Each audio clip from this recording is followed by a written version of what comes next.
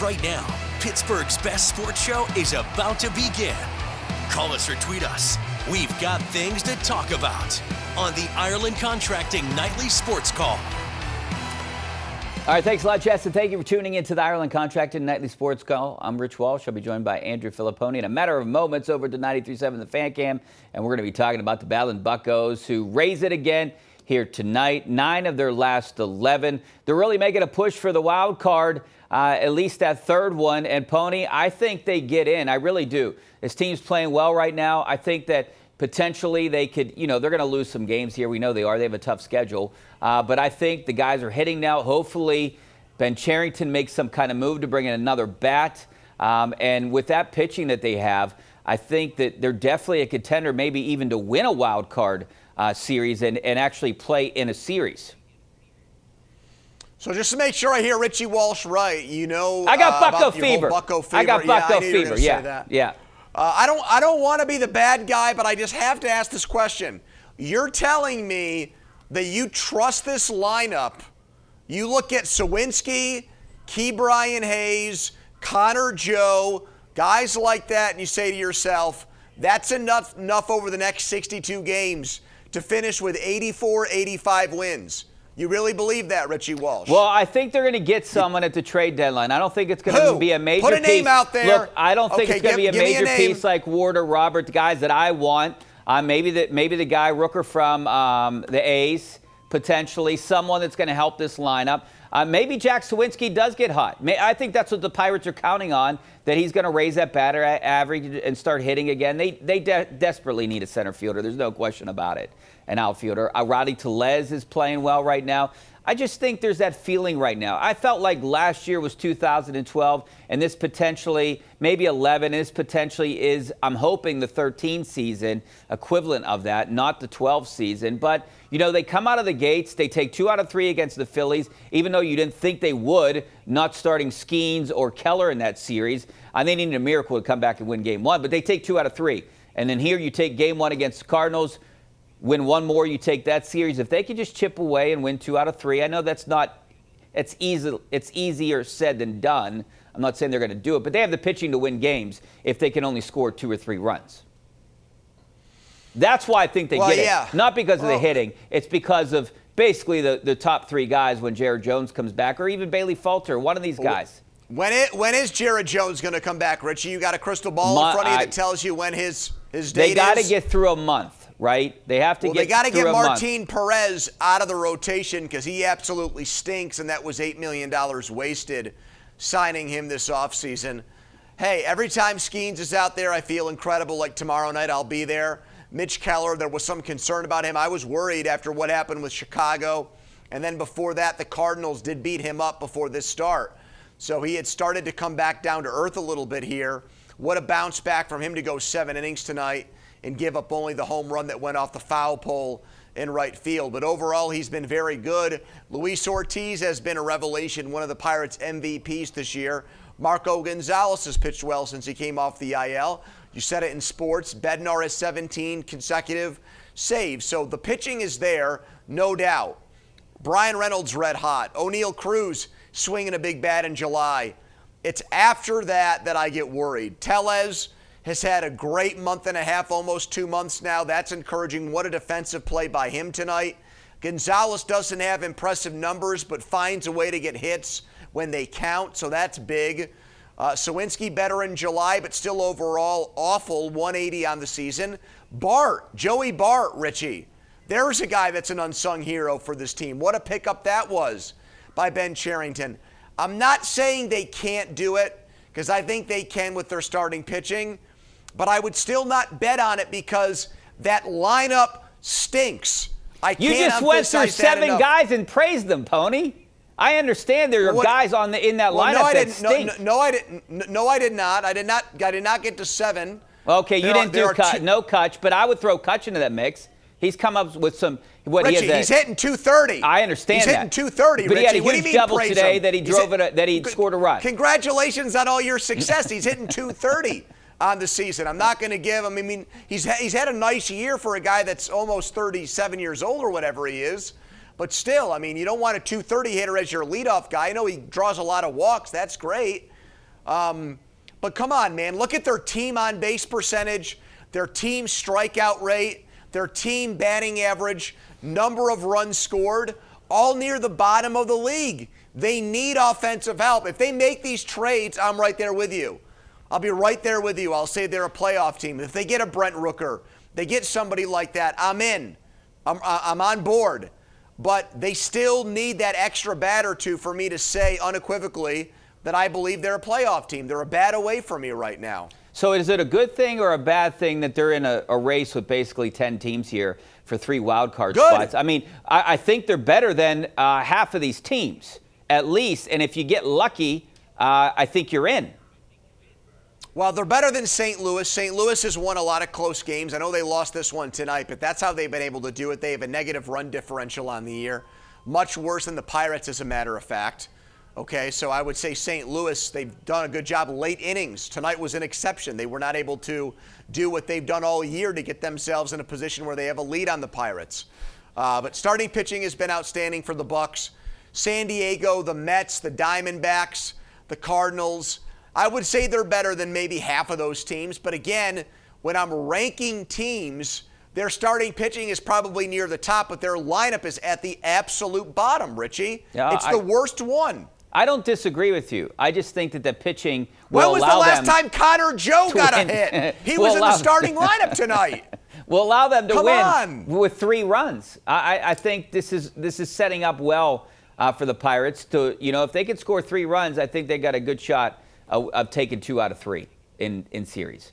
That maybe it's a lot to ask, but go out and get a bat. They desperately need one. Give up one of your prospects. I don't think they're going to get one of the guys who people get nervous about that. You say Bubba Chandler around Pirates fans, and they think you're trading the next Nolan Ryan. Yeah, but that's what they need to do that. They need to do that. I agree. Get a guy with control like Robert. That's who I would want. Ward or Rooker, like you said. But we got to take a break. Back with more Bucko Talk coming up next.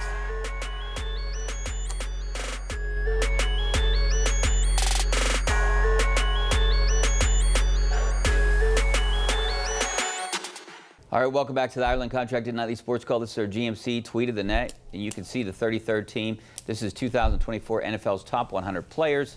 Cam Heyward in at 98. Cam Heyward's going to be one of the big stories, Pony. That first day when they report on Wednesday, I'll be up there. He wants to, finish his career with the Steelers. He's only signed through this year. He wants an extension. I don't know if it's going to happen. I don't know if I think it should happen. I think he's a good guy for the Steelers, but not at a $20 million price tag.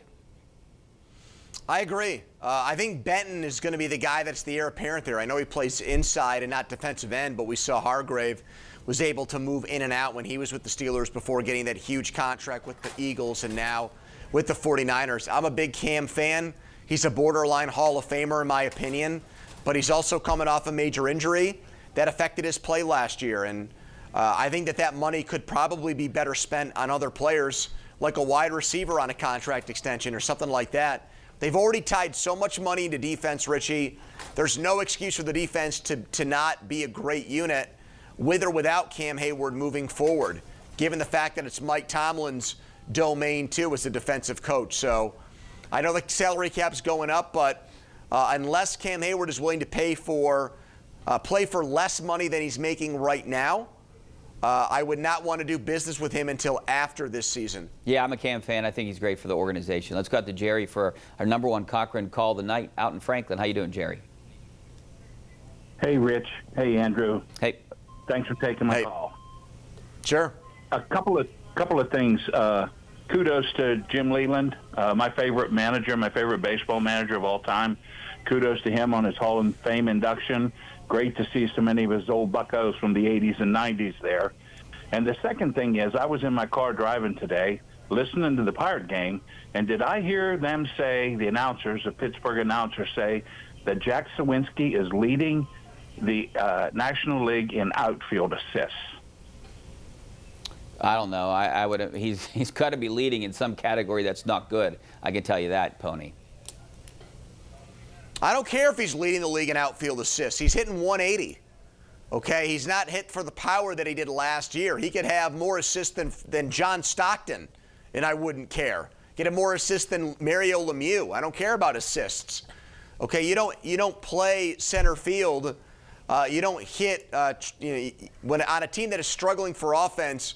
What you do with your arm in the outfield is close to irrelevant for me and almost insignificant. So I don't care what Joe Block, he's a great announcer, but I don't really care what he said about assists. That has no bearing on whether or not Jack Sawinski needs to be a part of this lineup and a big part of this team moving forward. Well, the Pirates have to find positive statistics for some of these guys, like a Jack Sawinski. I mean, personally, I'd rather see Mike Way Taylor play more. I mean, his average is a little bit better, and he's not a great hitter, but he's a way better fielder. He's a way better fielder out there.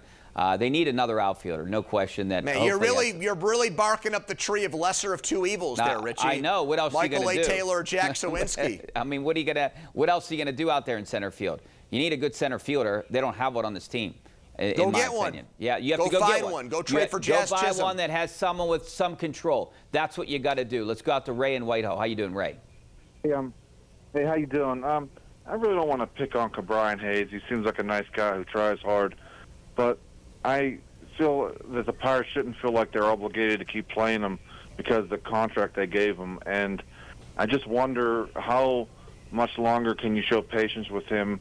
Could you consider bringing in somebody to platoon, maybe give him a break? And do you think in the near future, maybe in the offseason, would they consider moving Johnson or Peguero to third? You know, I mean, you got to do something with Ke'Bryan Hayes, a pony. I mean, I don't know what you do. They got him at a good deal. Is he worth the money? Good deal. They owe him almost $50 million. That ain't a good deal. Well, I'm saying good deal for a third baseman, right? Is he worth the money that they're paying him right now yearly? Let's not look at the length of the contract. So you're not going to be able to trade him. You're not going to be able to get rid of this deal. No, you're not. I would not be opposed at all to finding someone to play third base for the duration of the season and shut down Hayes and just hide behind his back injury. Now, that would be a rental, not a guy with years of control. Is there a third baseman out there? I'd have to go look through it, who you can get for 2 months and just tell Ke'Bryan Hayes, go rest, go home, or just sit out and try to get your head right and your body right for next year, because it's not working. I mean, you don't want to pick on him. The guy was absolutely terrible again tonight, hits into a double play, gets into a 3-0 count, and then makes an out, doesn't advance Tellez after a double. He's just been lost at the plate the entire year. Now, maybe he does have a big August and September like he did last year. I guess there's always that possibility.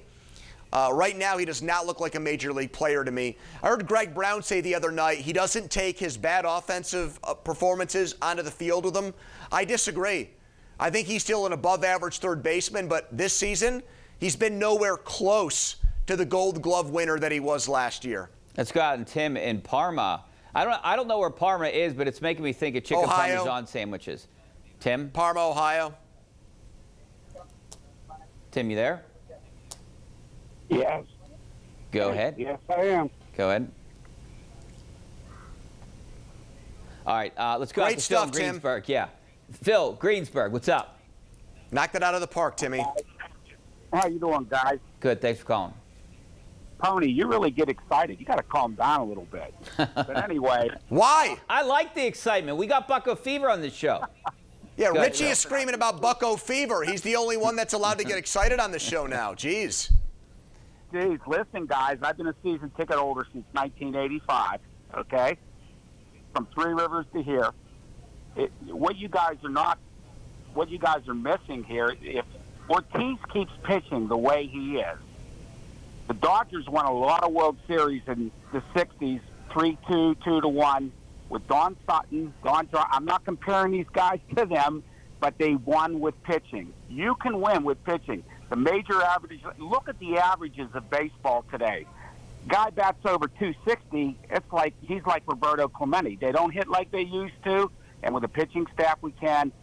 I agree we need a center fielder, but Pony, this team can win with this pitching if they don't make any major trades. Hey, Phil, I agree with you. Oh, my God. If they stand pat, no, they can't. It's not 1965. They had to lower the mound. Pitching was so dominant back then.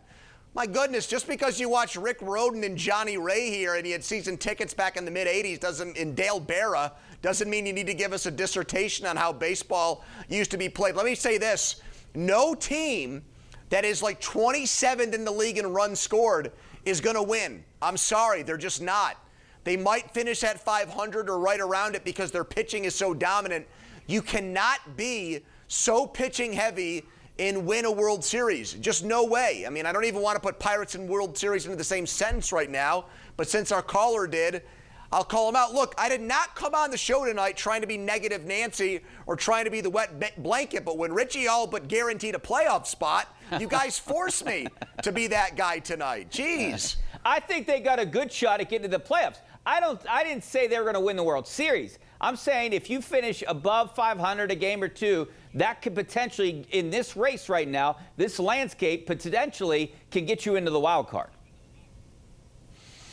Well, you needed to win. I think 84 last year was the magic number, okay? So that's definitely doable because they're 2 games over 500 right now, so that's not out of the question. I'm just saying, you know, for everything we say about Skeens and Keller and even Ortiz now, I will absolutely throw him in the mix. And if Jones comes back, that is a vaunted starting rotation. And you trust Bednar at the back end of games, and you hope you get good Holderman and good Chapman. And those guys have been lights out, and even Nicholas and Majinski have been better. But guys, we're still talking about a lineup that most nights they run Sawinski, Connor Joe, and Ke'Bryan Hayes out there.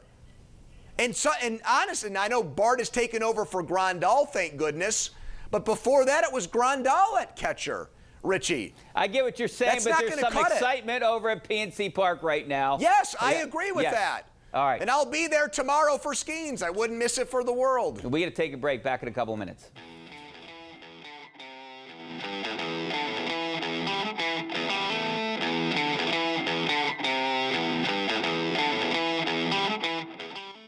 All right, now it's time to bring in news anchor Josh Taylor to find out what's coming up on KDKA News at 11. Josh? Rich, I got to admit, this is a little weird, but for the moment, we'll roll with it. We have major news in the race for the White House. President Biden has endorsed Vice President Harris to take his spot. We've got reaction from local politicians and from other states, and whether Governor Josh Shapiro could be a person Democrats turn to for help in November. That and a check on the weather coming up during KDKA News at 11. Rich? All right, thanks a lot, Josh. I'll see you in a couple minutes. All right, Pony, we don't have a lot of time, 20 seconds. I'll see you at tomorrow's game. I'm predicting a Skeens win. I don't think it's really going I'm predicting a Skeens perfect game. Oh, a Skeens perfect game. I'm going to sit next to you tomorrow's game. And you're going to feel the excitement, and you're going to have Bucko fever. See you tomorrow. Thanks a lot, Pony. Hopefully we see you guys over on KDK News right now.